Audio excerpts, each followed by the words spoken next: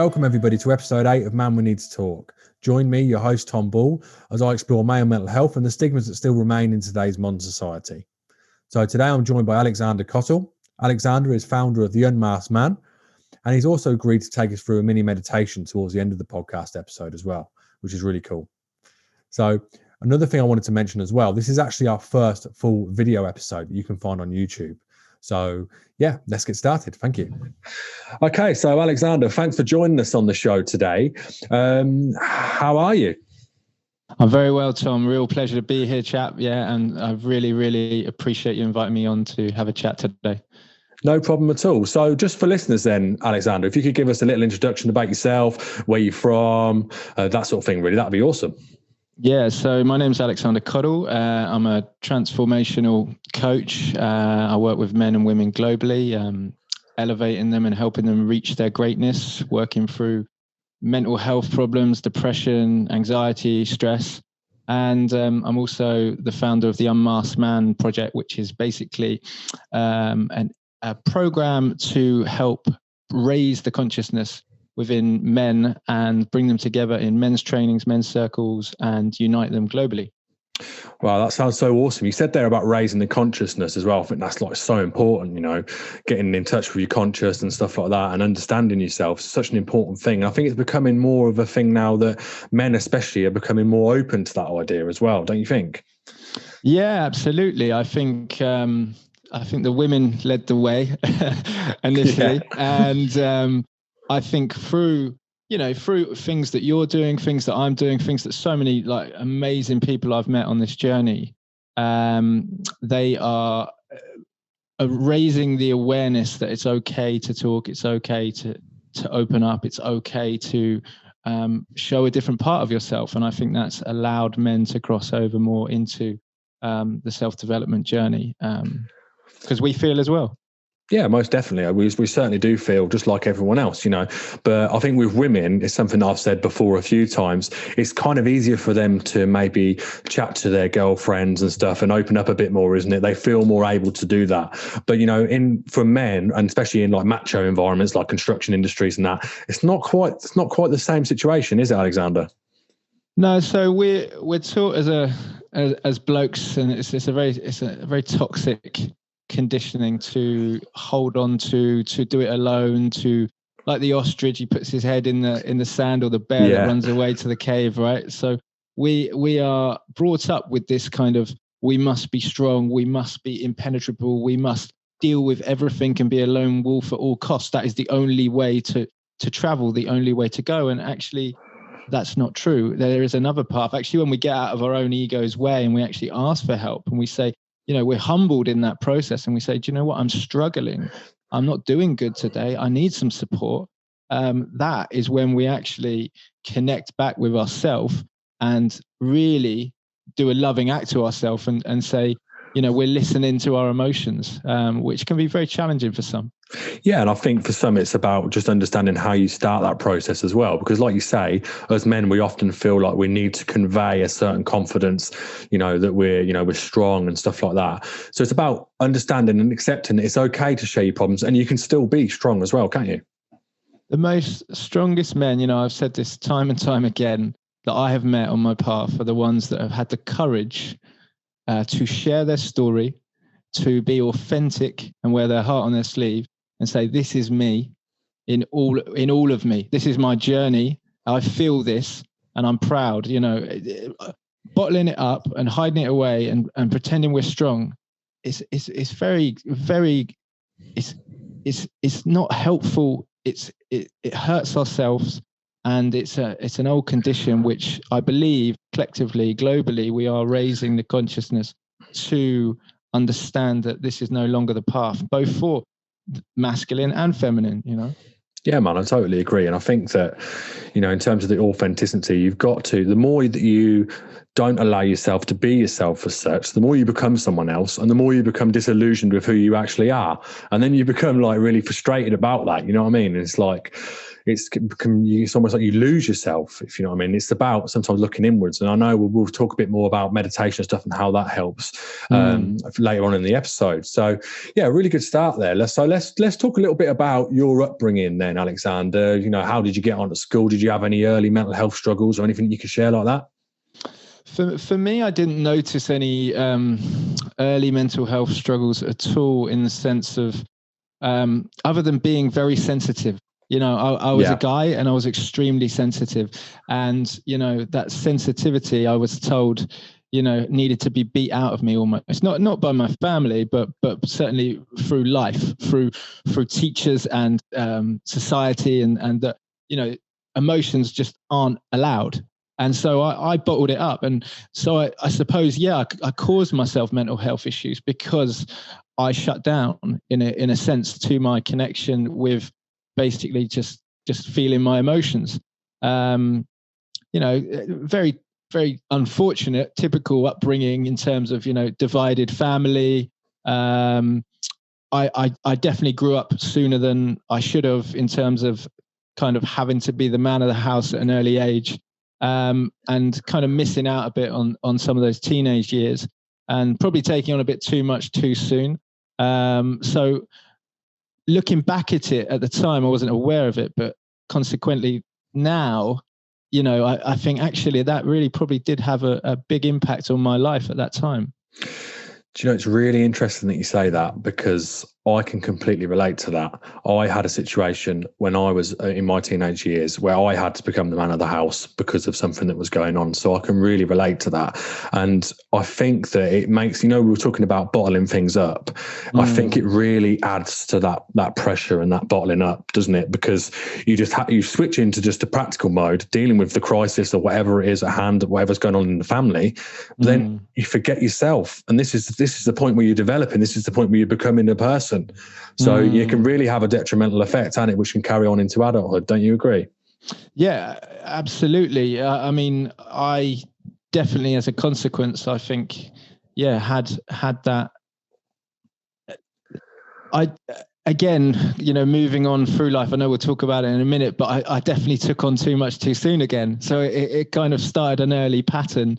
I was definitely bullied a little bit at school as well. I was kind of, I hate these societal kind of tags, but I was I was a bit in the it crowd, but I was in the bottom of the it crowd. So I was kind of like the punch bag of the it crowd. And then I found myself estranged, and I was a sportsman, but also an artist. So I didn't really fit in, because the sports people were like, well, you're not really fully one of us. And then the artists were like, you kind of hang out with them as well. So I kind of floated, and I started puberty late, and that definitely had an effect on my confidence, I think, because I was quite small for a period, and then suddenly when I grew, they were still saying I was small, but I was like taller than some people, and it was this kind of paradoxical, you know, mind stuff going on for me. And that was a difficult period, I remember, especially after the breakup of my mum and dad and stuff. So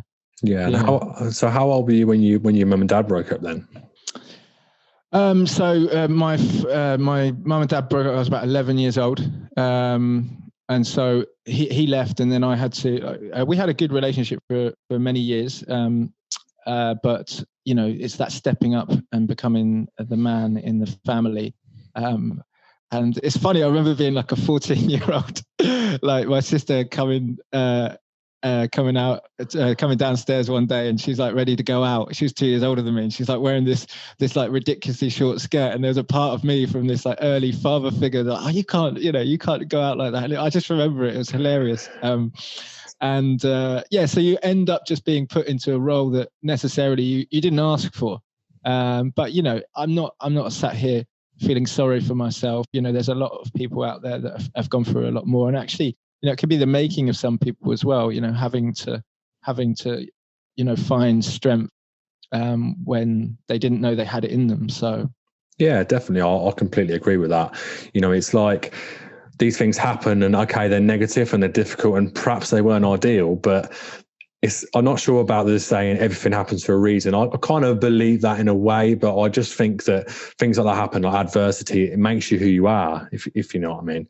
So I know you said there about when you were at school, you had some a kind of a bad time with bullying, and which I can also relate to an extent as well. One thing I find interesting is, like in school, you were saying about there, you got the hierarchies of who's cool and who's not and stuff like that. One thing I've noticed is, okay, I understand why that happens in adolescence because people are still forming and people are understanding groups and stuff like that. But among some adults, there's still this going on. So like on building sites and stuff like that, you still have that hierarchy of who's the cool lads, who's the guys that we can all take the piss out of and stuff like that.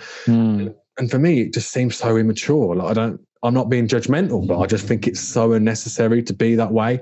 I think like everyone should be valued as an individual. Do you know what I mean? Absolutely. The bully is the most insecure person there is. The bully is the one that is pointing a finger over there to deflect attention from his own suffering, his own pain.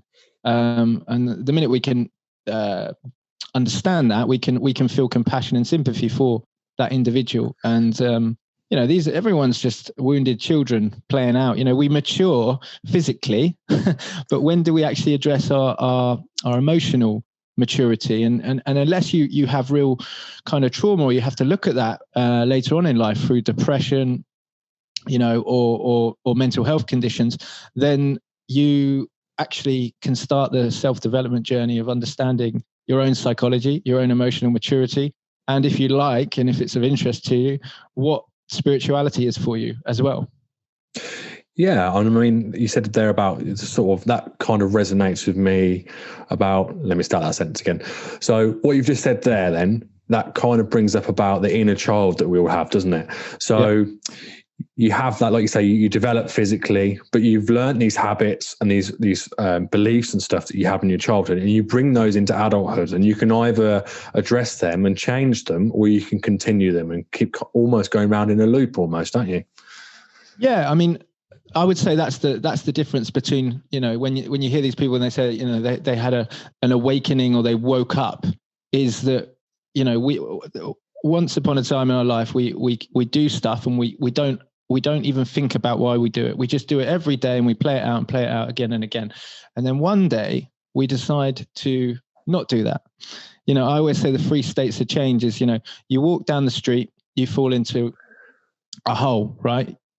Second state of change is you walk down the street, the hole is there, but you still fall into it. Yeah. And then the third state is you walk down the street, finally you step aside and you walk past it. And it's like we weren't aware that we were even playing out these conditional patterns within our own psyche. One day we wake up and we say, okay, and usually we wake up because of a trauma, because of an incident. Trauma can come in so many different forms. It could be our own problems with our health. It could be a death. It could be an incident, a shock, losing a job. Can come in so many different forms, and that can be almost like I don't know what those electrical things are called when you're in the hospital to wake you back up. But I can't remember what they're called now. Yeah, but I know what you mean. Yeah, to kind of give you reignite you to be like, shit, I am not necessarily my conditioned patterns, and actually I can choose, to reprogram myself. And that reprogramming is a long journey, and it's never ending. And there's so many programs, both from the environment that we grew up in and also society as a whole. So when we're healing these conditions, which may not have helped us so much, we're not only healing our own conditioning, we're actually healing ancestral and generational problems that we don't need to take forward in our lives.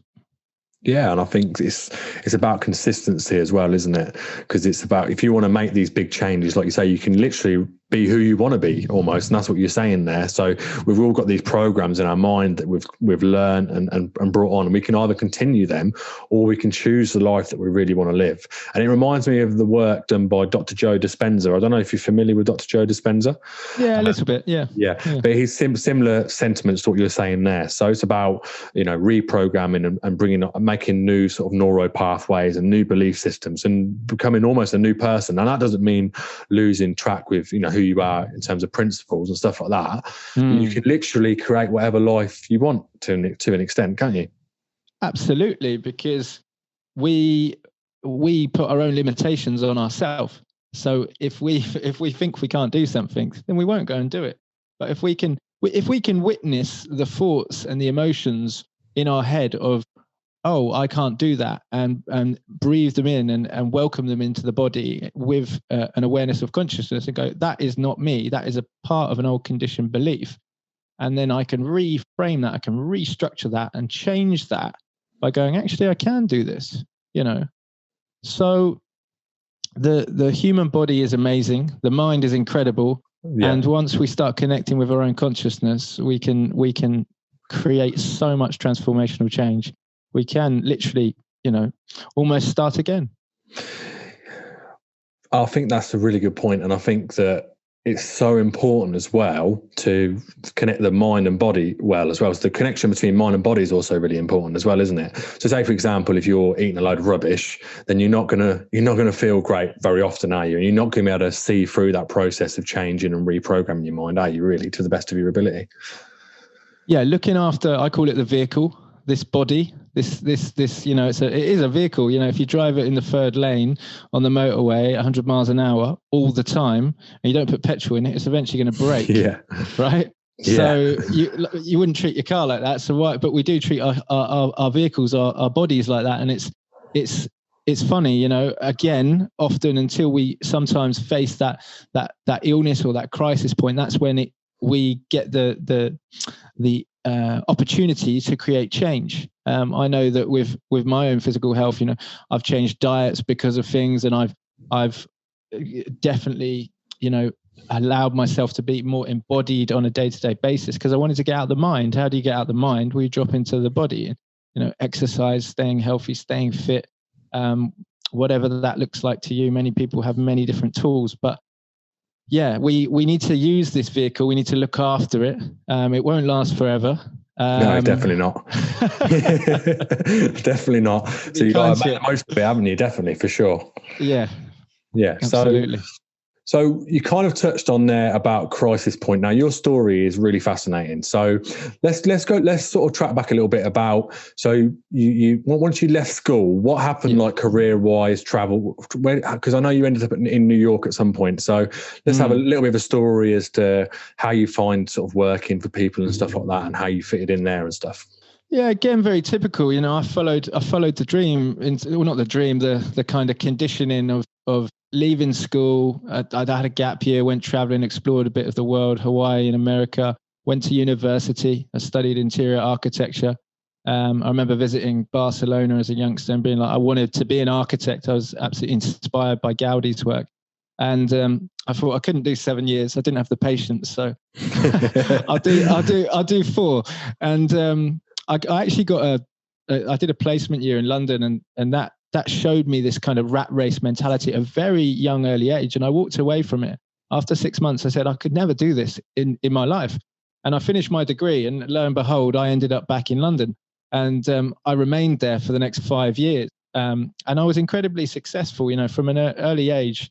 I suddenly found myself on a very good wage.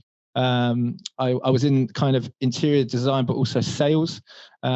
So I was getting commission and ticking all those boxes. You know, I had the financial wealth. I had a beautiful girlfriend, flat in Putney, right by the river, and was, you know, according to life, if you measure it, and when we look left and right, you know, he's doing well, whatever that means. I don't know what that means, but yeah, I still don't know what that means.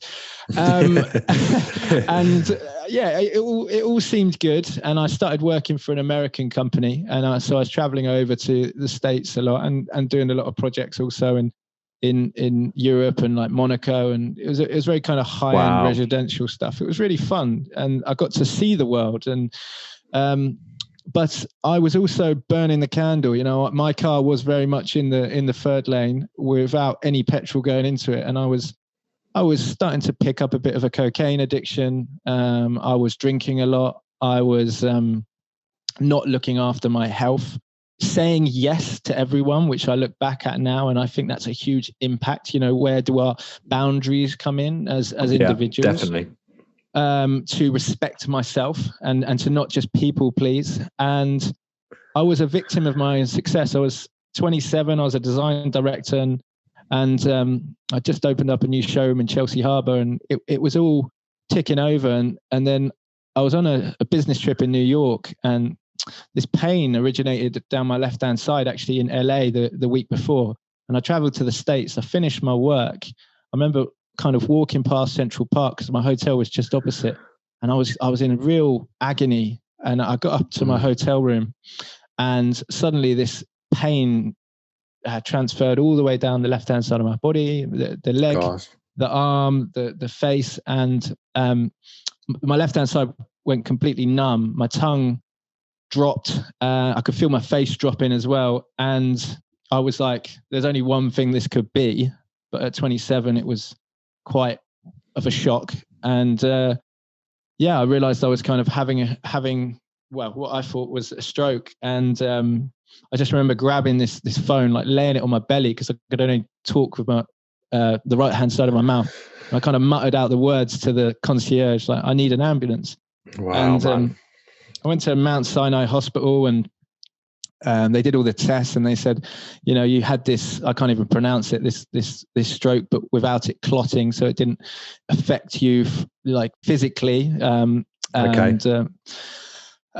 it just, for me, was a signpost to say, right, you need to change your life now.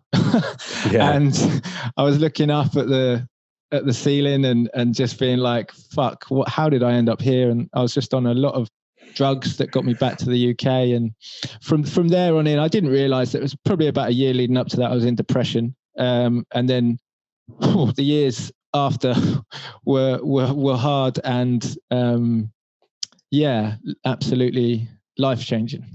Wow, man, I can only imagine. And you were saying there about when it was first happening, and you had the pain and stuff, and then you had the phone. That must have been so scary, like, because you must have been like, what's happening? It must have been so scary in that moment. So the impression I get then is that things were actually looking really good for you in a lot of ways, but then the what's the word there? The demands of the workload and, the lifestyle and the culture that comes with it, it can almost get on top of us, can't it? And then it leads to these situations that they kind of fester in the background for a bit. And then when you start bringing something like you said, alcohol and cocaine into it, they go almost more into the background, don't they? Like they can't be addressed then, because the focus is just, oh, well, whatever the problem is, we'll just deal with it at the weekend. We'll go out, get high, whatever. And you don't address those issues again. So, and then like we said earlier about connection between the mind and body, at some point the body's going to show you a sign, isn't it? So that sounds sounds to me like that's probably, what's happened there. But so from where that's happened, then it seems as though in some ways it's not a good thing it happened, but it's obviously not a good thing that these things happen. It's terrible what happened, but and sometimes, like we say, when you go through these incidents and these life-changing moments, they can have really eye-opening positive effects, can't they? Yeah, absolutely. Look, I was steamrolling over listening to the body. The body keeps the score, like we were just discussing, and I spiraled. After that, I absolutely spiraled. I went into very, very deep depression. I was suffering with big mental health issues. I tried to commit suicide. I was on a load of drugs. I was on Zopiclone to try and manage my insomnia. I was on diazepam to just manage my my nervous system, because I was having panic attacks, literally like 3 or 4 a day, sometimes even 6.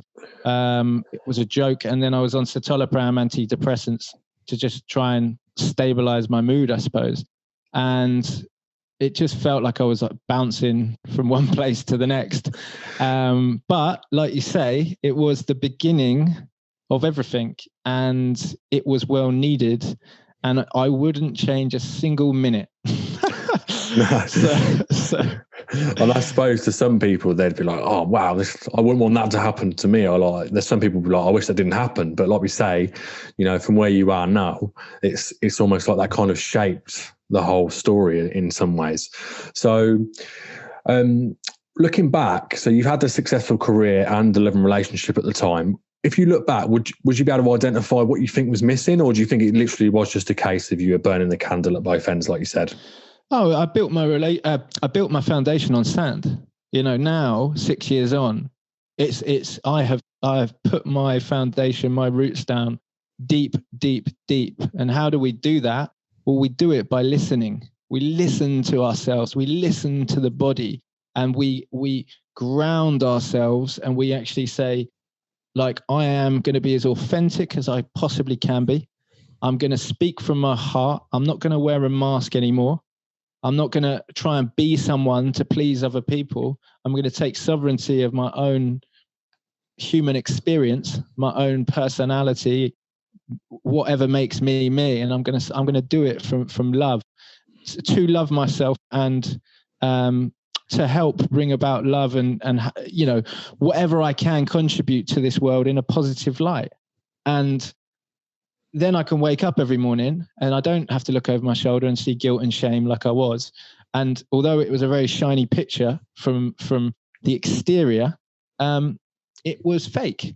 And, we only have to look on Instagram to see how fake, we portray our lives to be at times. And now I'm very proud to say that I am as authentic as I can ever be. Probably too honest at times, with myself and self-development. So but it's good to be self-aware though as well, and like, honestly, but can I just say at this point, your journey and what you've just explained now is so inspiring. So I can only imagine it's really going to help people out there listening who were in a situation like yourself, maybe, for example, who they've got the good car and the good situation, everyone thinks they're living the best life, but really inside they're crying out for help. So and I think you're going to really resonate with people like that. So let's get a picture then of how after that happened, because now how do we start to transition into this awesome sort of stuff that you're doing now? So look, this was my path, and it was just it's everyone is different, but immediately after suffering with depression and trying to take my own life, I did reach out to some of the support structures out there, the most typical ones. And for me, I didn't find the solutions, right? That doesn't mean they're bad. It doesn't mean it doesn't work for anyone. And I just want to say that because there's so many amazing, incredible people out there that are helping. But for me, it didn't support me. So I ended up going down a more holistic path. I ended up working with different teachers and finding different teachers, both globally and locally.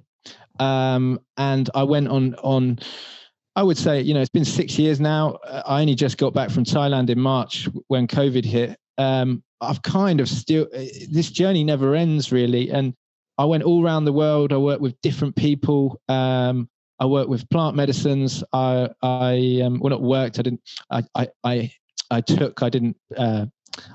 facilitator in plant medicine, but yeah, everything from yoga, meditation, understanding my own consciousness, just everything. It was just a complete life transformational journey where now I'm coming kind of full circle and I'm mixing it in with the psychological. A lot of people go straight to the psychological. I went almost to the spiritual and then back to the psychological. So, I remember a teacher of mine said to me, psychology can take you so far and spirituality will take you the rest of the way. And whatever spirituality is for you. And I really like that because same. That's a great statement, that is. Yeah, so we don't spiritually bypass and we think, we've touched this oneness or we've become enlightened or whatever it is. We need to deal with the psychological conditioning, the issues that we talked about earlier. So, I would call a lot of that the shadow work of your own psyche, understanding the bits that maybe you've cut off or rejected. So some of that might be anger, frustration, jealousy, envy, accepting these parts of ourselves and bringing them back home and witnessing them in consciousness, in a loving presence and accepting them. And for accepting them, we can accept ourselves. And for accepting ourselves, we can then accept others because everything is just a projection. Yeah, well, it is 100%, isn't it? And it's all about understanding the ego. You can't get rid of the ego because it's part of us, but it's about understanding what role it plays. And, you know, like you said, you touched on about jealousy and things like that, those sort of negative emotions that we can all fall into. I mean, even in my journey of transformation, I feel that a lot less these days, but I had years of my life where I was literally like caught up in jealousy of other people. Like every time I saw someone in a good car or something like that, I'd have this feeling of anxiety in my body. So I'd be like, oh my God, I'm so I'll be thinking I was so angry about it because it's like, why can't I have that? You know, and that anger. But it's almost like the more you're caught up in that anger and you play into that program, like we were mentioning earlier, the further that target of wanting to achieve in life will go anyway, because you're caught up in negative emotions anyway. Do you know what I'm sort of saying there? Absolutely, yeah. And I think it's important to run your own race. I can really relate to that. You know, that energy of envy. You know, oh, look at them, and it's like, actually, usually that is, again, just a signpost to say we're not actually happy doing what we're doing right now.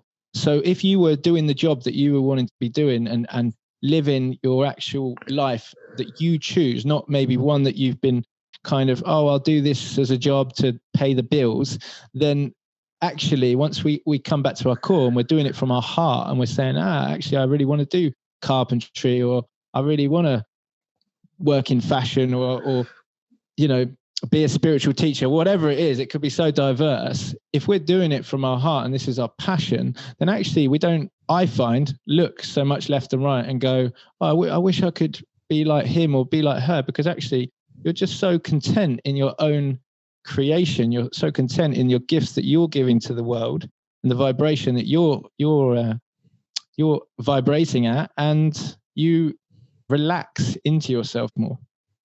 Yeah, wow, that's just really well summed up, and I think that's so important. You know, you live in your own truth. It's like we said earlier about authenticity. You know, knowing who we are and being comfortable with that. Because for as long as we're trying to tick the boxes of other people's expectations of us, then how can we possibly be, you know, not necessarily happy, but how can we be content with ourselves when we're trying to do that all the time? And I think from what I see and what I know from my own personal experience is that the more we try and people please, like you said, the more we just sort of lose like contentment and you know, that happiness that we can all achieve, can't we? Yeah, and we don't actually know what is our opinion. We get lost in being a yes person. That is like, you come to me and you say, oh, you know, your favorite color is green, Alexander, and then someone else, I go, yeah, okay, and then someone else says purple, I go, yeah, okay, and it's like I actually lose, like, what do I like? What do I like? What do I really want? What do I, you know, I've just kind of, I really wanted to be liked, so I've run around making everyone like me. and what effect has that had on everyone else? Well, they're really happy and I'm really sad because I haven't honored myself. I haven't been authentic.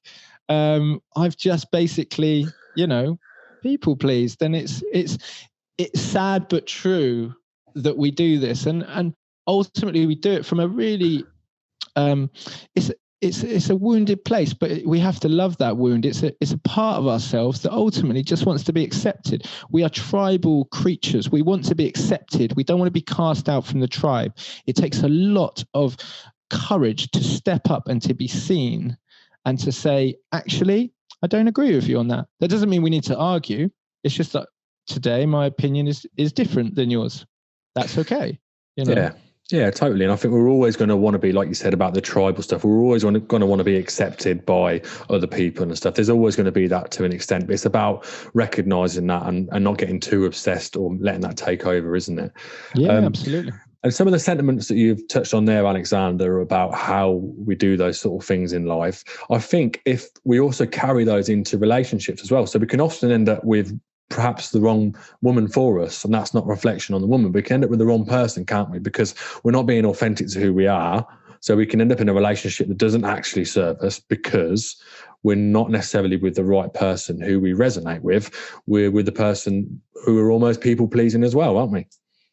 Yeah, I like the sentence or the saying, your vibe attracts your tribe, right? So the level of frequency that you're vibrating at in terms of what you think of yourself personally will attract people that will either, so if I really, really respect myself, people are going to respect me. I'm going to naturally draw that energy. Where if I just kind of willingly give my energy and myself over, then I'm going to attract a certain energy type that's going to take that. So it's like, yeah, if you're in a relationship and it's not, if you don't love yourself and you're asking for that other person to fill your cup and you're not filling it yourself, then it's going to be a very different relationship than if you're with another person and you're like, this is me, I fill my own cup, I love you equally as well, but you fill your cup, and together we are two beautiful individuals with our own identity, and then we come together because we choose it, not because we need it. And that's the difference. This need to be filled, to be loved is very, very it can be very demanding on our energy. Yeah, totally, man. I love the way you put it. It's so true, like, and it's something I can completely relate to. Again, just a little tiny bit of background. I spent a lot of years sort of with mental health problems and drugs taking and stuff like that. And then I ended up in a relationship with someone who I loved very much, don't get me wrong, but I almost needed them, if you know what I mean. I needed that care almost, because I was like in a bad time in my life, and they helped me out a lot. No, absolutely. And, sometimes we don't get the opportunity to really get to know ourselves. We can go, I was someone that went from relationship to relationship. I am in a relationship now, but I would say that we're more interdependent than codependent. We have our own houses, we live our own lives, and we choose each other. It's very different than saying, "Oh my God, please complete me." Like I said earlier, please fill my cup. But that takes time to get there, and it's a daily process of awareness and change. Yeah, well, it's a journey that I'm going through at the moment, because even a few months ago, I was still thinking that I needed a relationship to complete me. But the more I think, now I just think more I just need to work on myself and get myself to the right point. Beautiful. So, obviously, the podcast is about male mental health and that. We know that there's a lot of struggles with male mental health. A lot of men are taking their own lives in this country at the moment. Why do you think, I know we've kind of spoke about it a bit, but why do you think some men are still finding it really difficult to talk about their problems? I think, like we touched upon at the beginning, it's this, it's a conditioning. It's a societal conditioning to do it alone, and that to ask for help is weak. Now, it is getting out there. We've got, I think the FA Cup recently was called the Heads Up Cup. We've got, it's okay to not be okay. Get men talking. We got hashtags like this, which are going viral. I was in London just after the first lockdown, and is it Piccadilly Square with the big TVs, and there was a big advertisement there about men's mental health on the big TV, and I thought, this is fantastic. That's really good. That this is like at the forefront of an iconic piece of recognizable scenery globally. And I just think there is a change. It is happening. It is. We just need to allow it to happen more. We need things like what you're doing, things like what I'm doing to kind of really get out there. It'd be great if we can take this to TV and to really show it for what it is. I would absolutely love to do some of that, because it needs to be touched upon. It needs to be shown that actually true vulnerability is courage, and connecting, like I said before, with your emotions is the way to go. The more we don't listen to ourselves, the more pain and suffering we ultimately cause ourselves. So my heart bleeds for men, because I was one of them. My offering is to the world in helping men is coming from a wounded place. Every time I have the opportunity to help another man, actually I'm helping me. And I'm deeply passionate about this, as I know you are. Yeah. Because we've lived it, and through those experiential journeys, we know what it feels like to have and to hit those rock bottoms. But the brothers that I'm connecting with now globally that are making change, including yourself, is just like, it's so powerful when men can unite together and put down their own egos and put down all this fear, because a lot of men suffer with fear around other men. Yeah, definitely. And just allow this acceptance and to unite in a brotherhood, and to not see another man as competition that's trying to steal something from you, but actually change that energy and be like, shit, like this man in front of me is a friend. You can start to elevate the global consciousness of men, of the masculine, and start to let go of this very toxic masculine energy, which unfortunately, and probably the reason for the situation we're in, toxic masculinity is the norm that we maneuver at on a daily basis. Healthy masculinity is not actually that common everywhere, unfortunately. No, I'm afraid it's not. I mean, when you say toxic masculinity, the first thing that comes to my mind is banter, which, and don't get me wrong, a little bit of friendly banter is kind of a good part of being a bloke. But when you start crossing that line of making personal insults and dressing up as banter, I find that quite distressing. And I can remember when I was younger, I spent some time working on a building site and stuff like that, which I hated, by the way. But when I did, I found that sort of banter stuff, I found it really difficult to deal with, because I could just see it for what it was. Pure insult was covered as something, as a joke, but it's not a joke. It hurts people. Do you know what I mean? Absolutely. These are energy leakages. This is suppressed anger. Sarcasm. I worked in an office, a design office for 5 years, and it was the majority of the time it was four lads, and we did some horrendous stuff to each other, and it was all in the name of banter and jokes and sarcasm. But there was some real suppressed anger and manipulative shit going on there, and sarcasm is a great form of that suppressed anger. It leaks out. It's like, I'm going to attack you, but I'm going to disguise it. Like the Joker, kind of and stab you in the back, or really where it hurts. Just to let you know that I'm a bit better than you, maybe, and that's coming from a place of insecurity. So. Yeah, unfortunately, this is happening, and it still does. Yeah, and nowadays, if you say anything about it, you're a snowflake. You can't take a joke or something like that. Do you know what I mean? Yep. It's like, come on, guys, you're blatantly trying to insult someone here. There's just no need for it. Do you know what I mean? But anyway, people will be people, I suppose. But I think hopefully in time, it will lessen and stuff like that. So I know you took part in a podcast recently about mental health as well, didn't you? You spoke to, there was a couple of people on the podcast, wasn't there? You spoke to a professional boxer who talks about his mental health problems as well. Is that right? Give us a bit of info about that. Yeah, that was literally a few nights ago. 3 amazing men. Terry Dunnage, who is a burns survivor. Wow, and his story is just absolutely inspiring. I'm going to have to try and remember everyone's names now.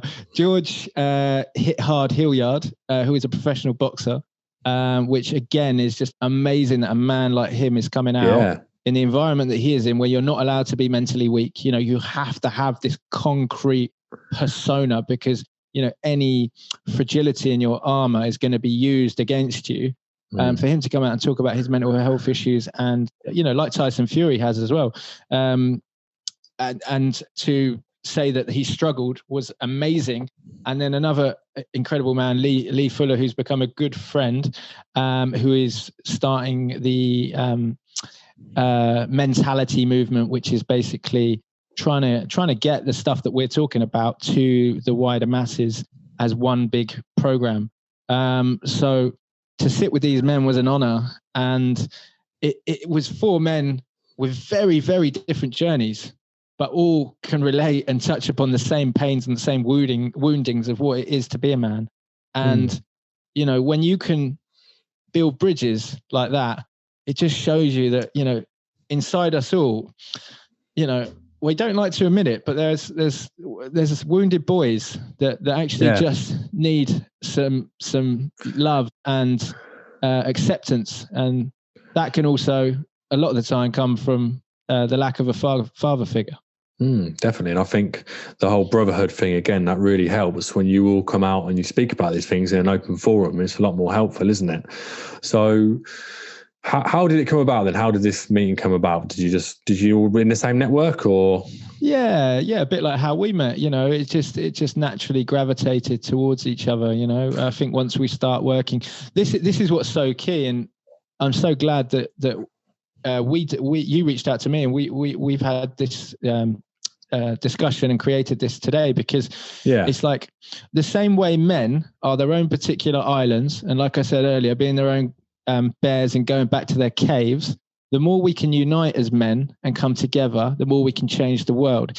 If I'm doing men's work or doing men's mental health, and then there's another man over there doing men's mental health, if I turn around and say, oh, well, I'm scared of you, or I'm intimidated by you, or I feel insecure because you're a bit more successful than me, or not, we do all this judging. Yeah. If we can put all our egos aside again and instead feel that energy, because it will probably still be there. It's very preconditioned in us. It's very ancestral.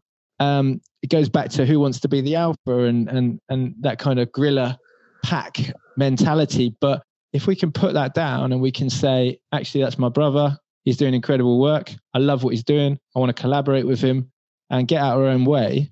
Then that's when I think we can make the change, because we are all coming together for the purpose of helping men elevate, rather than falling at the first hurdle and being exactly like our ancestors before and just saying, you're the problem. I'm scared of you. So I'm going to be sarcastic to you, and I'm going to, not like you. And it's just, it needs to stop. It's got to stop, hasn't it? It's got to stop. And it's just like a never ending cycle of, I don't see how you can grow as a person when you're experiencing those sort of emotions, I mean, like you say, you always probably, even when you're at the best point of self-development, you might still get a feeling of, oh, this person's got that and that's a little bit annoying, etc. But it's about just controlling the ego again, isn't it? And just sort of understanding that just being happy for people and being happy for yourself. Because at the end of the day, it's not all about possessions and stuff like that, is it? Anyone who thinks that, I see a lot of people with money and they don't look very happy to me. That's, you can often think, especially when you get in the world of business, even a lot of the gurus on Facebook are on about, how you can make money doing this, like that's the end goal and you're going to be happy at that point. That's not necessarily true. Now, of course, money helps. Everyone knows that. It's good to have a lot of money. Come on, let's not beat around the bush. Do you know what I mean? It's a good place to be, but it's not the be all and end all, is it? It's about finding yourself again, isn't it? And living your true purpose. Yeah, I think if you do what resonates from your heart, and you live your dharma, your life purpose, then ultimately, hopefully, those energies, because money is an energy and it is needed to survive in this Western world, unless you want to renounce money completely. It's needed to pay the bills, but hopefully, the world would be a lot happier place if we were all doing absolutely what we loved, and hopefully we can follow our dreams and earn money in the process. Now, there's also a stigma around money, and I had this growing up that rich people are bad people. That's a lie. You can be beautifully happy and loving and have money. That's okay. It's because actually, if we have these loving people that do have money, then they can change the world. Don't get me wrong. You're going to get tyrants and billionaires that are just going to hold on to everything and serve themselves. But you're also going to get a lot of people out there that are going to support and help others and use this money, this energy to create beautiful projects worldwide. So I'm not scared of money or want to push money away. I welcome it as an energy. I love it. Please shower me with abundance. And then, because I know that I can do so much good with it. So it's this, changing our perception of money as well. I'm glad that we touched on this, actually, because this is something that I've been addressing recently.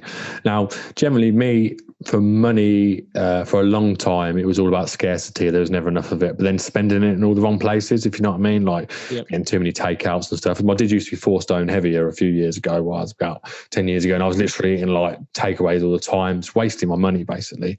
And there was always a scarcity thing. And I think a lot of people don't realise that there's beliefs and mindset about money, and that's really important.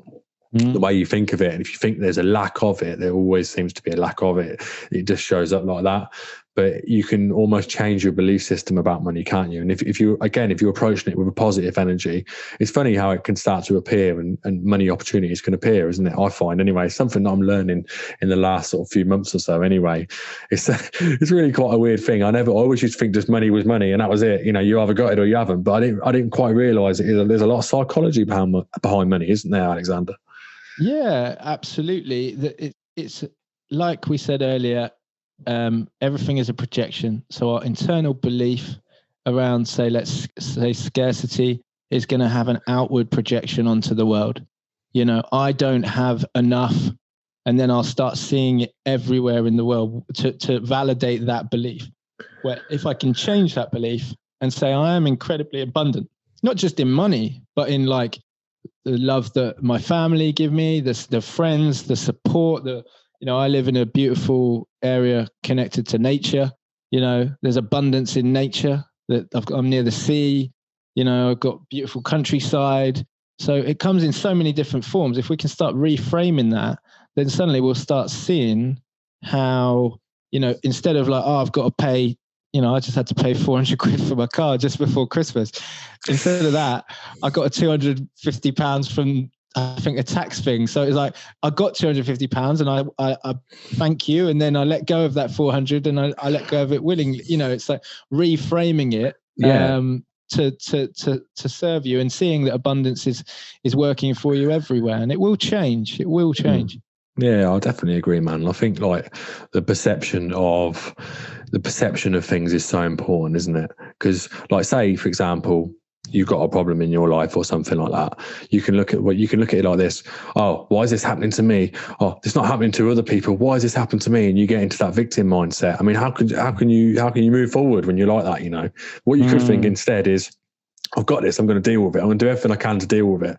And I honestly believe, I've heard stories and scientific experiments of people with like serious illnesses like cancer and that when the mentality is different, they can actually not necessarily cure it. I'm not saying there's a magic cure, but there is, people who have, fought off cancer with the right mental attitude, isn't it? Because if you just go down with, why have I got it? And you're in the victim mindset, you're almost sort of given into defeat in a way, aren't you? Well, you're taking whatever crisis you face, whether it's a health crisis or a trauma or a loved one passing, it's taking, what you can do is you can change how you respond to anything that is dealt your way in life. And sometimes, as it's shown for your journey and my journey, that might involve, it doesn't mean like being okay with it straight away. There might be a mourning period. There might be a depression period where you really have to go into and feel everything that crisis has brought up. But in that crisis, there will be gold. Like the phoenix rises from the ashes, the cure for pain is within the pain. This suffering shows us the path out, and it shows us a different way to go. And we would never have found it if we hadn't had that polarity, which unfortunately doesn't always come in the kindest form, but it does give us an opportunity for change and transformation.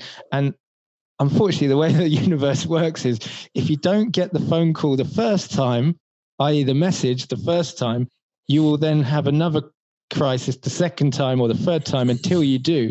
So it will repeat until finally you're like, I don't need to do this anymore. I can go a different way. So, if you missed it the first time, it will come again.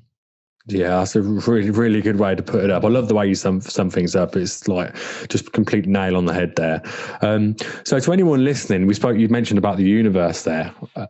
some people, they'll listen to that and they'll think, oh, well, I hear people, like The Secret, like people know about The Secret, the film that talks about law of attraction and stuff like that. I think a lot of people think that that's just like a magical thing, like a supernatural thing and stuff like that. But that's not necessarily true, is it? I know a lot of people who believe this is a scientific thing. It's quantum physics, because mostly we're energy, aren't we? We're mostly made up of energy. There's some matter, but you're mostly energy, aren't you? So if the positive energy that you can give off can actually physically change. So you give off a signal to the universe, and you can actually change events. That doesn't mean you can control your whole life like that, but your signal that you're giving off, if it's negative or positive, if it's negative, you will see more negative things, and if it's positive, you will see more positive things. It's science. It's not anything supernatural, is it? Do you know what I mean? Yeah, I mean, the esoteric and the spiritual side of stuff, some people can feel very scared of, and I understand that. It's you hear these things, oh, it's a cult, or I'm scared of that, or I don't want to do that, it's a load of old codswallop or whatever. Try, experience, learn from your own experiences, go out there, don't judge something, try it, see if it changes anything, and then you've got a basis to judge it. But to kind of dismiss things is really silly, because actually there might be some gold there for you to find. And I just want to say as well, it's not all about being positive. It's not about positive or negative. Actually, we go through our whole life and we've got this little judger in our brain, and he sees good and bad, and he filters things into these two boxes. And then what happens is, often the bad box, let's say, how the mind works, we suppress the bad box and we put it down to the deepest dark parts of our mind, and we say, I never want to experience or touch that place. I only just want to hang out here in the good part of my mind. Well, the way the mind works, I always say this one as an example, is like, whatever you do right now, don't think of a pink elephant. Just don't think of a pink elephant right now. And of course, what the mind does is it's pinging up pink elephants in your mind, right? Yeah. So the more that we suppress trying not to think about something, the more it eventually comes up. So if you've got this bag of bad things that you've put that you've associated as bad in your mind, eventually that will come up to our consciousness later on in life, and that can initiate a depression, and that needs to be seen. So it's not about positive and negative. It's actually about embracing the negative, welcoming it, not trying to push it away, and saying, okay, I feel sad, I feel angry, I feel upset, I'm annoyed, and like feeling it to heal it, allowing yourself to process these emotions. Depression is a very, very important part of the journey to happiness. It's not one or the other. Yeah. You don't just end up happy one day and you're just always happy, right? Depression will always come in waves, right? But it's how we deal with it. And along the path, along your path, along my path, we have developed certain tools and learned certain tools that we can go to our toolbox and we can say, okay, depression is here today, but I know how to get out of this. I know this, or I know this, or I know this, and I will reframe my internal belief structure to deal with it, and it will start to brush off me a little softer, and gradually that happiness will start to materialize. Wow. Again, that's just like so well put. And I suppose that is the issue with The Secret that I've heard as well. There's a lot of focus on positive thinking and stuff like that, but it's not necessarily all about that, is it? It's about understanding how we're feeling, like you said. So understanding whatever that emotion is and processing it, but not putting loads of negative energy behind it. Would that be a good way to sum it up? Or it's embracing it. I always used to look at the yin yang symbol, the black and the white merging together as one whole. And, as a youngster, I never understood it. And, that is it. It's that in that you have light and dark, you have happiness and sadness, you have unity in the whole circle. And if we can bring both those parts of ourselves into a completion, into a wholeness, we will be able to sleep at night. We will be able to accept ourselves, and we will be able to accept others and to love more unconditionally, because we accept ourselves warts and all, you know.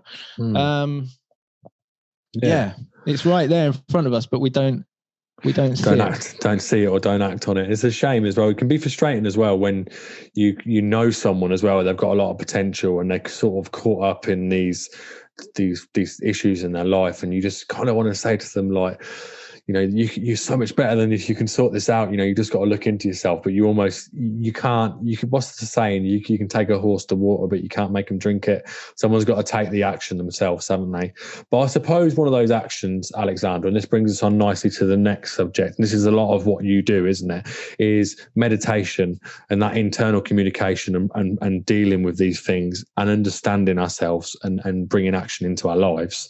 So tell us a little bit about the retreats you do, and the meditations that you lead, and how that's affected your life and how it's affected the life of other people that you work with. Yeah, I mean, first of all, it's not like one size fits all in terms of like meditation. There's so many different types of meditation out there as well. There's active meditations. There's sitting and observing breath or senses. You could even say that when someone is playing sport, there's almost like a meditative side of it, because they're stepping out of their mind. They're so engrossed in that moment. They might not realize they're in meditation, but there's an aspect of it.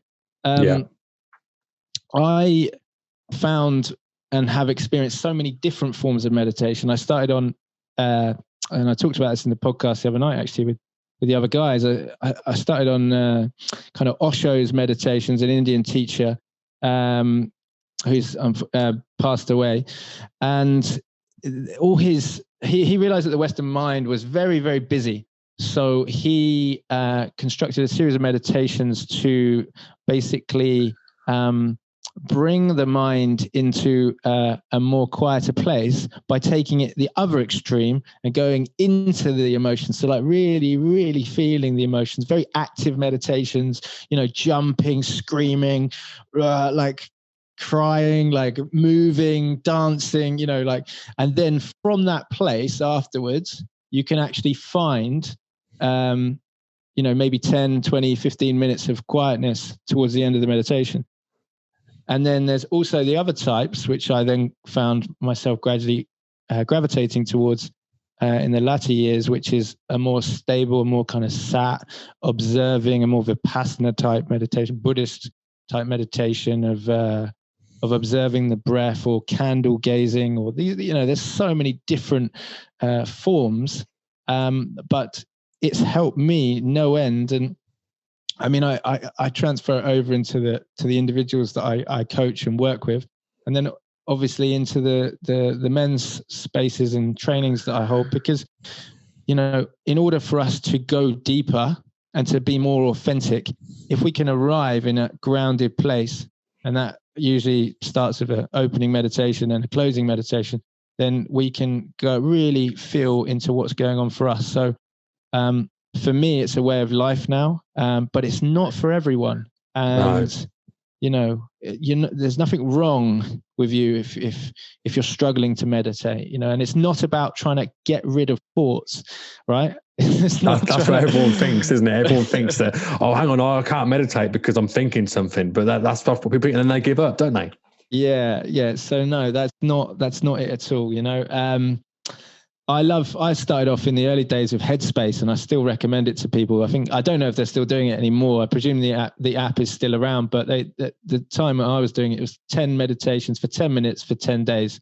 And the way they described the mind was perfect, because it was like, I remember one of the analogies, which was beautiful, which is like you're sat on the side of the road and you're watching the traffic go by, and you're not kind of seeing an ice cream truck and going down and chasing that ice cream truck. So the thoughts are arising within your consciousness, within meditation, within the mind. And we're just watching them. We're not judging them. A thought has a beginning, a middle, and an end. And it will arise and it will float almost up into your mind, and then it will leave. The same way a wave forms, has a peak, and then returns back to the ocean. And so the more that we can start to understand that thoughts are continuous, try not to judge them. Some thoughts will have an emotion attached to them. One may be a stronger emotion than another, But ultimately, all just arising and falling, we can start to create some space as the witness. And instead of responding straight away to these thoughts, we can go, oh, okay, that's that, maybe some fear is here, but I don't have to respond to the fear. Actually, I can choose a different path, because the fear might be a conditional belief. It might not even be my belief. Where did this thought originate from? And starting to question our own existence, then that takes us on a whole very deep journey, which if that's your journey, then you'll find out. Wow, that's like really insightful for me. I was just sat there thinking, wow, this is like really eye-opening for me, because I'd never really looked at it like that. I knew about observing thoughts and that, but I love the whole analogy that you said there, and I think that's a really good way to sum it up. And I was like, wow, I'll definitely take that away for myself as well. So now that's really, really cool, man. So you've done retreats, so you've done them in different locations as well, is that right? Meditation retreats? So they're actually a combination. They're not specifically meditation. So I started tribe retreats in 2017 or 18, I think. And unfortunately, we couldn't do one last year because of COVID, but we were holding surf and yoga retreats in Portugal, and we had some planned in Thailand and stuff like this. I was living out there in Thailand. And it's a combination of a kind of a little bit like East meets West. So we've got the Western aspect of surfing, where it's very embodied. It's a bit challenging, but it's actually it can be very spiritual surfing. You're very one with nature. You have to be aware, you have to be present, and it takes you out of the mind. And then we also are doing yoga and meditation. We host a men's circle there and a women's circle, and then we bring men and women together. We do some kind of dancing, and we have bonfire one night, and it's all kind of healthy, holistic food during that process. We're 10 minutes away from the beach. So it's really a soul searching journey for people to come if they're interested and to dive a little bit deeper. And it's been really beautiful bringing men and women together from all over the world. Wow, this just sounds amazing, man. Like, this just sounds so cool. Like, literally, as soon as COVID does one, I'm definitely interested. I love that. I love, like meditation and all these holistic treatments. For me, like, I'm really sold into it because I know what it's done for me so far. So I think it's just getting past that initial belief over it, because a lot of people still think meditation's and some of the other things that you mentioned are for people, perhaps maybe like hippies or these silly old ideas, or meditation is only for Himalayan monks. You got like these old beliefs, because there are. Because my dad, every time, I love my dad to bits. My dad's amazing. He's probably listening right now. But like when I say to him about meditation, he just sort of laughs a little bit, not in a horrible way. But for him, it's just like a hippie sort of thing. So it's about getting past those initial beliefs, isn't it, and realizing just how powerful and effective these sort of therapies that you offer are, isn't it? Yeah, and that's what I said earlier. Just try it and then judge it. Don't just judge it. It's very easy. I've been called all kinds of things, but like it can have, and this is why don't just try one and then judge it. Like there's so many different types of meditations out there. There's guided meditations. There's yoga nidra. There's, like I say, the active ones, the passive sitting ones, walking meditation. So what I say to people in the West is like, and it kind of follows the Osho format a little bit. If you're really struggling with the mind and like loads and loads of thoughts, don't try and sit and just meditate straight away. Go and exercise, go and swim, go and run. Because, why are so many people, obsessed with going to the gym? Because they can get out their body for that hour. They can, get into their body for the hour and get out their heads, So go and do that. Go and do your usual gym practice. And then just after you do your gym practice, just come home and just sit for 5 minutes. Just start like that. And just see if the mind is a little bit quieter than before you went. Just notice. And gradually you could up that 5 minutes to 10 minutes, but start small. And give yourself realistic targets. Don't just try and tackle like an hour's meditation every day and then give up after 2 and be like, this doesn't work, but you will notice change. It takes a lot. It's my teacher says you got to drag the elephant to the meditation bench every day, and I like that saying. Yeah, there's consistency again as well, isn't it? Because sometimes when your mind's busy thinking about everything that you've got planned or other things and stuff, it can sometimes be difficult to be consistent with it. So I know that we spoke before and you said you'd be happy to talk us through a little mini meditation to give, because there might be people listening that haven't really done this before, but perhaps they could just get a little bit of a taster. So I think if you're happy, that'd be a good point for us to roll into that now, if you wouldn't mind, Alexander. I mean, how does that fit with you? Yeah, so if you're obviously driving, then pull over to the side of the road. Yeah, please do. But for the listeners out there, just ground yourself. So close the eyes. Allow the feet to be on the floor, or perhaps the sitting bone on the chair. Just elongate the spine a little bit.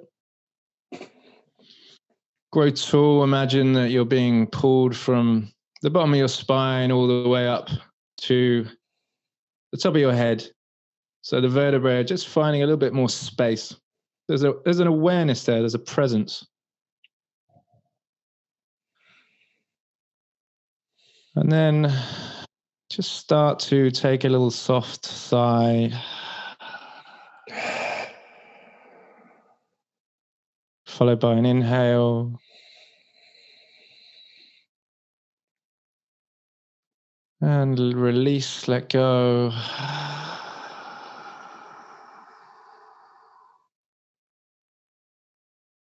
And we're going to do 2 more of those. Inhaling. Exhale.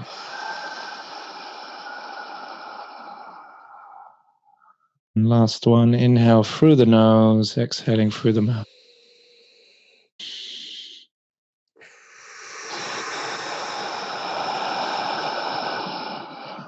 And just allow the breath to return to its normal state. Soften the eyelid. Soften the hands, feet. And just relax the belly and the abdomen. Maybe create some saliva in the mouth and just swallow, clear the throat.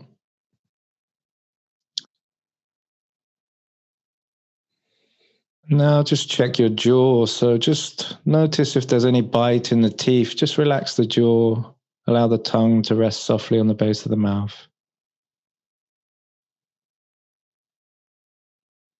Notice if there's any tension in the face, around the eyes or forehead, cheeks or chin.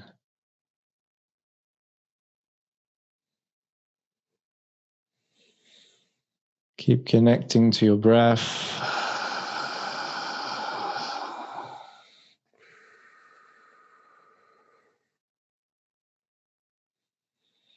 And just noticing that longer exhale drops us into our parasympathetic nervous system, so our resting state. So longer exhale, shorter inhale.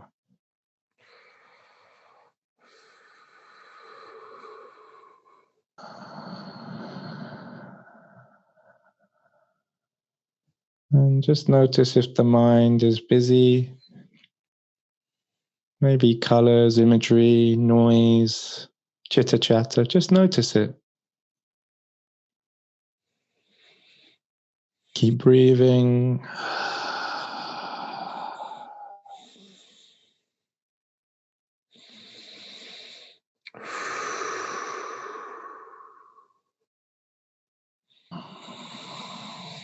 And just notice the silence of the room around you. Perhaps there's a particular noise that you could just pull out, one that you haven't heard yet. Just use it to anchor you back into this present moment.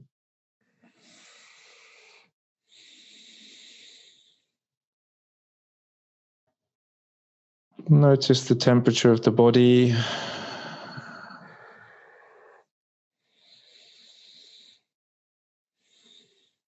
Try not to judge it, just see it.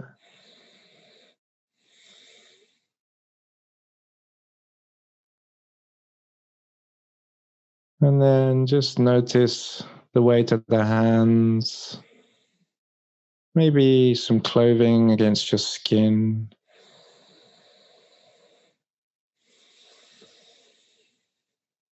Just feeling the sensation, not judging the experience.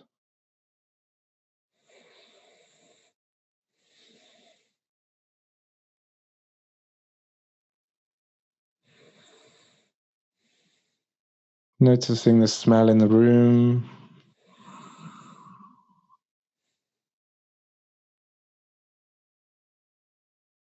Noticing the slight taste in the mouth.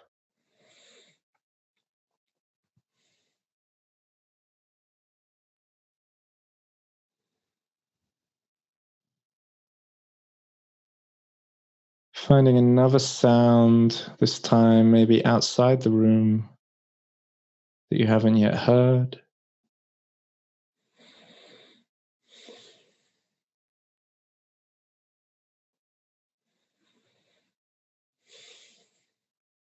And then finally, just noticing the darkness behind your own eyelids. Keep breathing.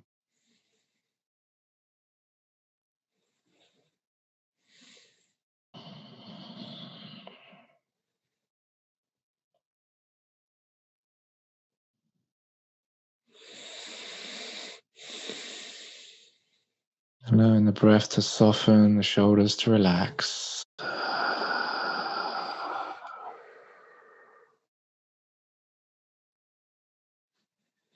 we're going to take one deep inhale through the nose. And then we're going to vocalize a little bit through the mouth.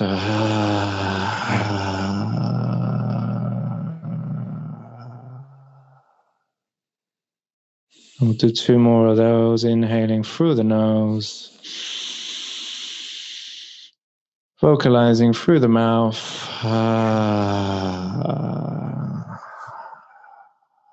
Just like it's a Sunday, you're about to relax. Inhale through the nose.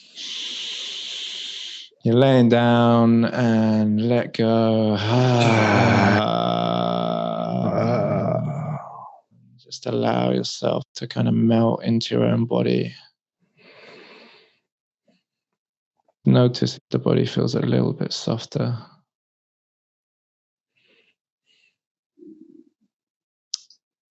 And just bringing that to a close, I'm going to ask you to rub your hands together and just create some heat in the palms of the hands.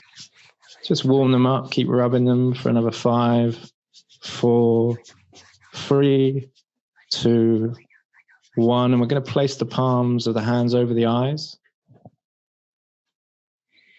Just feel the warmth of the palms on the eyelids.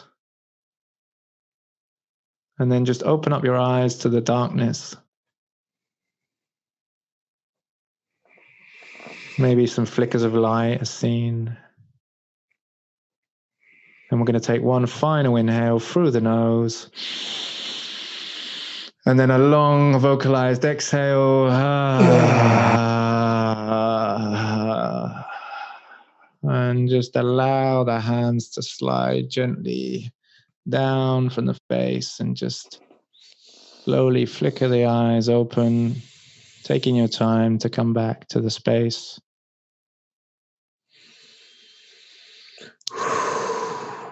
Thank you. Wow, that was amazing. Thank you, Alexander. That's really relaxing. That was a really thoroughly enjoyed that. And it's almost, it gave me a chance to think about what we've been talking about and that. And I think one of the most important things to say as well is that I think a lot of people lose touch with is just how amazing life is. Like, you know, you can literally do whatever you want to do, especially these days. I mean, I know the internet and social media has got all of these negative connotations attached to it, but you can literally live your purpose now easier more than ever, can't you? Yeah, absolutely. If we connect with it. And I think that's the key, is listening, like we said, listening to our heart, not ignoring our emotions, choosing to listen, choosing to tune into that frequency. And then once we tune into it, we can create change. And then once we change, we can start to manifest and be and transform and become the individual that we want to become. One that is no longer trying to be someone to please other people, no longer someone that is conforming and not listening to their heart, and suffering with kind of almost like this dissociation from self. And you will start to really authentically give your gifts and shine to the world, and to remember that if you want to be your most authentic self, then that involves vulnerability, and that is so courageous and bloody amazing. And as a man, that doesn't make you less. It makes you more, doesn't it? Makes you more. Sure. Makes you more. And again, that's really beautifully put, about understanding ourselves and just being ourselves, and not being something because what other people expect us to be is so important, What would you say to any man that's listening now and they're going through a really tough time, whatever it will be, I don't know if it will be with the current situation, with lockdown and stuff, as in terms of an initial action that they can take to start to make changes, positive changes? Is there anything that you could suggest they could start with? I would say Google men's circles, men's support groups. Any support group is good, but seeing other men emotionally open up allows you, we are not used to this as sons, as young men. We're not used to having safe containers to share openly as a man. We just conditioned to believe that it's wrong. So seeing other people go first and being like, okay, this is normal. And then that will give us the courage to start openly sharing ourselves and realizing that we are not alone. I would say that is a key thing. So Google men's circles, Google men's groups. I hold some myself. There's loads of others out there, and create that change and realize that actually doing everything alone by ourselves is a very kind of immature emotional mentality. Part of growing up and reparenting ourselves is actually realizing when we need to ask for help and when it's okay to not be okay.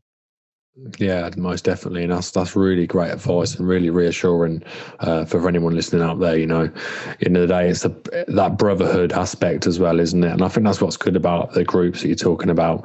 Like you said, it's reassuring to know that you're not the only person going through that.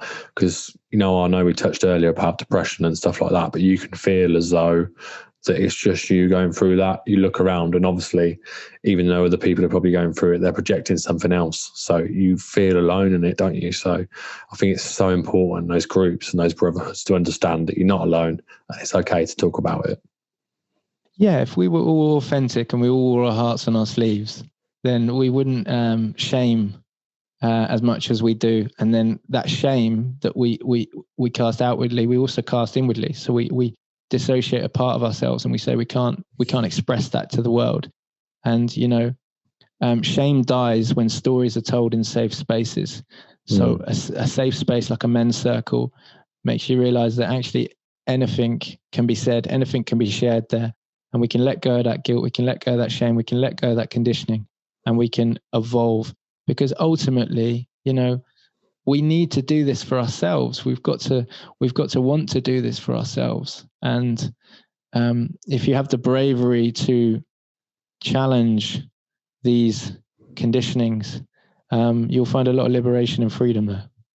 Yeah, definitely. 100%. I think that, the more that you challenge things and the more you become accountable to yourself, self-awareness and all of these sort of aspects, it really can lead you to good places in life. And it's a journey that I'm going through now. And this podcast, to be honest, has helped me like they're big time in that journey. I never really expected that. I just set this up and I just thought we'll just chat to people and we'll talk about mental health and get it out there. I never really understood how much it was going to help me personally. So again, this has been a complete blessing in disguise. And also talking to all of the guests, but talking to you today and the way that you've put things as well, it's been really, really amazing, Alexander. So I wanted to draw it to a close there, but again, thanks so much for the conversation. It's been absolutely awesome, man.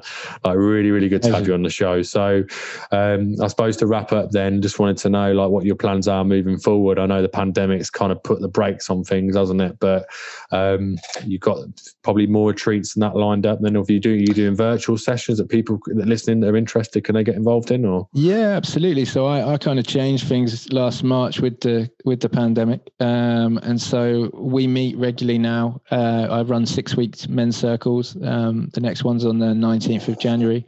I also run a mixed circle as well for men and women, which can be incredibly challenging, to openly talk about your vulnerability in front of the opposite sex. So that's kind of healing the divide there and bringing men and women together, not just only men and women meeting separately.